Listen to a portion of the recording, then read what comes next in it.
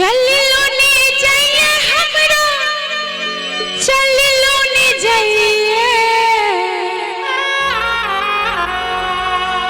आ छोटे छोटे रो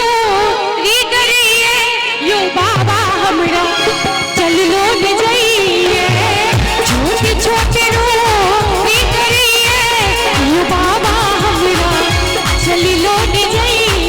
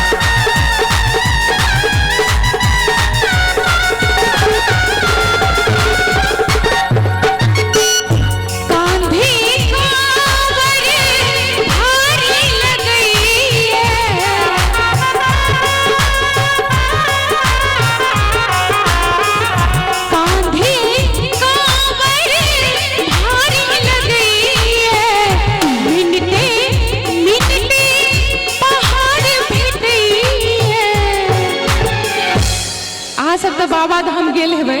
सब गोटे गेल हेबे के सब गेलिए बाबा धाम बाबा के दरबार में हाजिर के सब लगेलिए मुक्तेश्वर नाथ धाम के सब आयल छिए से हाथ उठा दियो दोनों हाथ उठा कर आ बाबा लग हाजिरी लगेबे दोनों हाथ उठा कर सब गोटे जते श्रद्धालु भक्त बाबा के दरबार में आयल छिए अपना अपना ताली बजाबू सबके मनोकामना पूर्ण करता बाबा देखियो बच्चा सब कते अनमोल चीज छिए आ सब कते हाथ उठा कर कि डोरी लगी देखी